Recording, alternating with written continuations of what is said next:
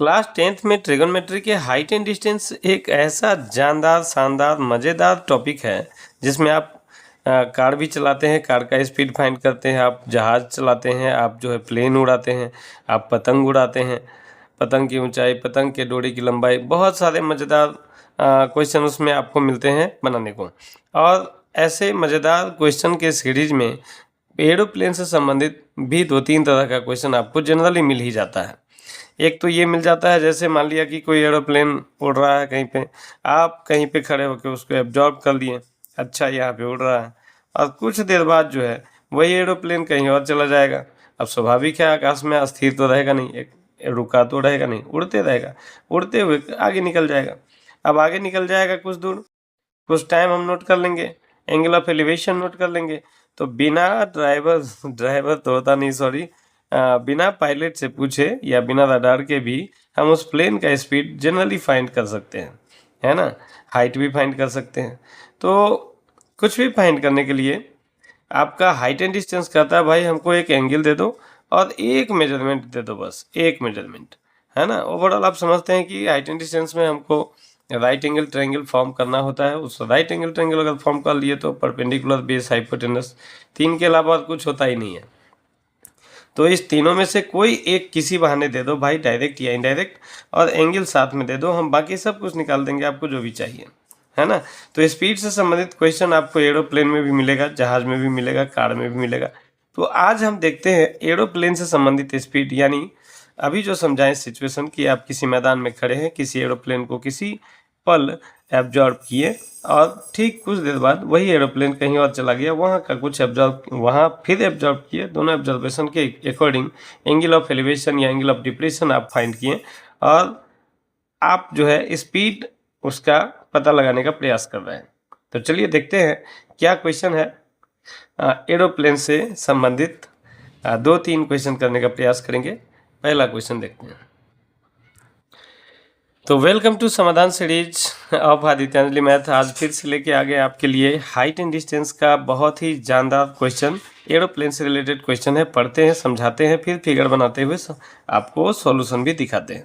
Question क्या कहता है, the angle of elevation of an aeroplane from a point on the ground is 45 degree, है ना।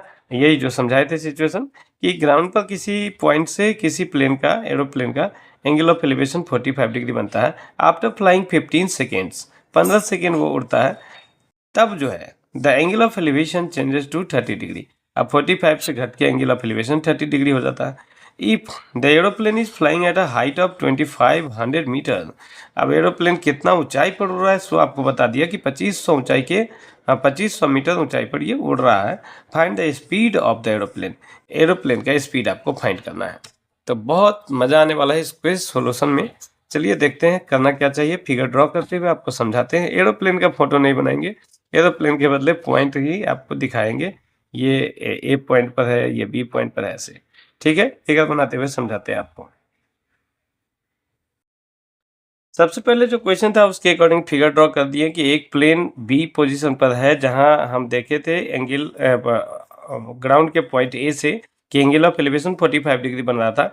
और जैसे ये उड़ के यहाँ से सी, बी से उड़ के सी पर चला गया, तो सी पर अब जो है सी पॉइंट से एंगल ए पर जो angle of elevation, sorry, point A पर जो एंगल ऑफ एलिवेशन बनता है वो 30 डिग्री बनता है। और दोनों ही केस में हाइट सेम है, सेम हाइट मेंटेन करते हुए प्लेन उड़ रही है। तो बी ई कहे तो भी हाइट हुआ, सी डी कहे तो भी हाइट हुआ, दोनों 2500 मीटर के इक्वल है। और साथ में ये बी से उड़ के सी तक जाने में इसको लगा 15 सेकेंड, यानी बी से सी तक जो दूरी होगा वही ई से डी तक दूरी होगा। तो डी ई कहे या बी सी कहे, इतना डिस्टेंस ट्रेवल करने में इसको 15 सेकेंड लगे हैं। तो ये फिगर ड्रॉ करते हुए जितना बात बोले हैं बस उतना ही हमको रिटन फॉर्म में दिखा देना है। जैसे in the given figure, let B and C are two different positions of an aeroplane. अब positions लगाना ठीक रहेगा, different positions of an aeroplane that make an angle of elevation at a point A on the ground, है ना। ये जरूर दिखा देंगे जो दोनों position angle of elevation on the point A on the ground, at the point A on the ground 45 degree and 30 degree respectively, ये given था। अकॉर्डिंग टू क्वेश्चन फिर हमको क्या दिया है, सी डी बराबर बी ई। क्वेश्चन के हिसाब से हाइट 2500 है, इसका मतलब हम क्या लिख सकते हैं, फिगर के अकॉर्डिंग फिगर एंड क्वेश्चन के गिवन डेटा दोनों को कोऑर्डिनेट करते हुए हम क्या लिख सकते हैं कि B E is equal to C D is equal to 2500 metre and time taken by the plane flying B to C that is E to D is 15 second.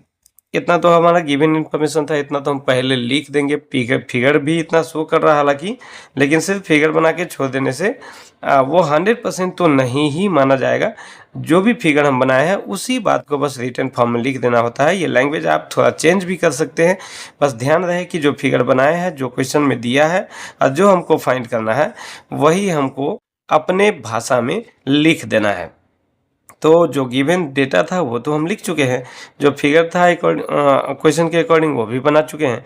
अब हम निकालेंगे, यहाँ लिखेंगे यहाँ टू फाइंड। हमको फाइंड क्या करना है, कभी फाइंड करना रहेगा, कभी प्रूफ करना रहेगा, कभी शो करना रहेगा।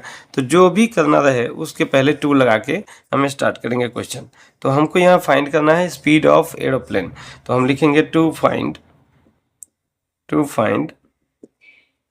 Speed of aeroplane, speed of aeroplane.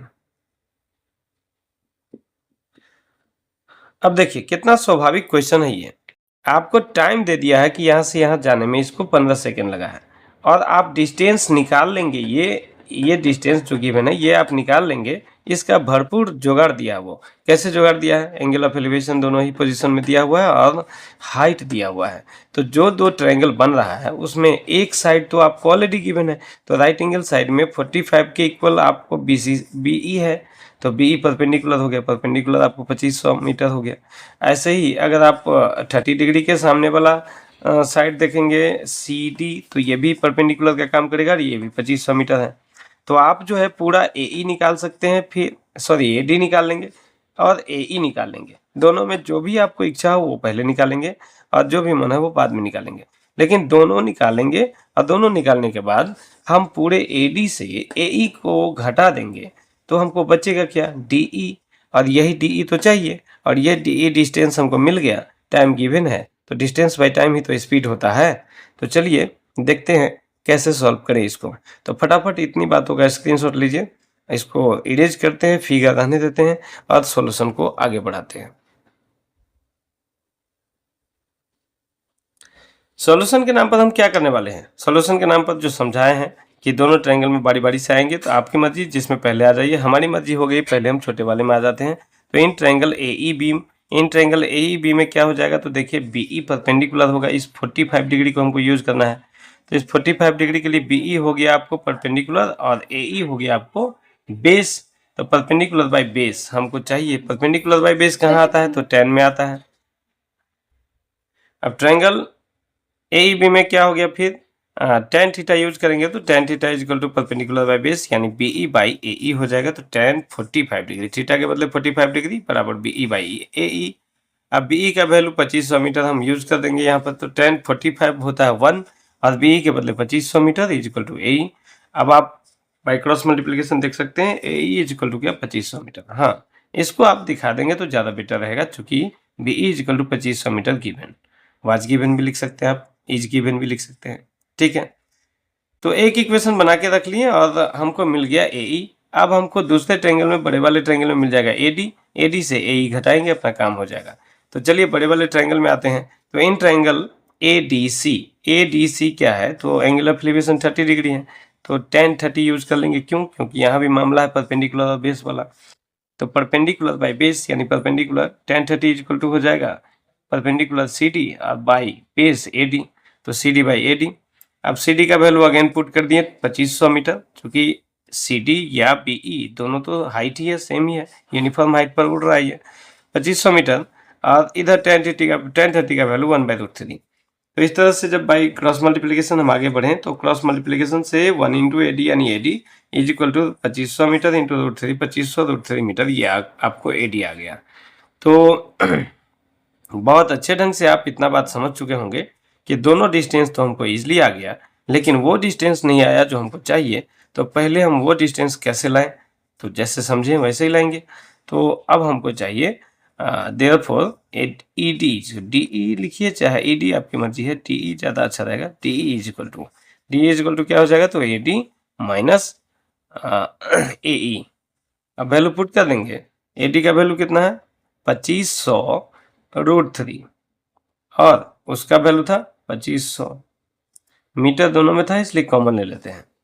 अब इसको आगे बढ़ाते हैं, देखते हैं लिख के। तो आगे आप कैलकुलेशन को बढ़ाएंगे जैसे आपकी मर्जी हो। तो 2500 को अगर कॉमन ले लेते हैं तो 2500 कॉमन आ गया, इधर √3 और इधर -1 बच जाएगा, तो √3 -1।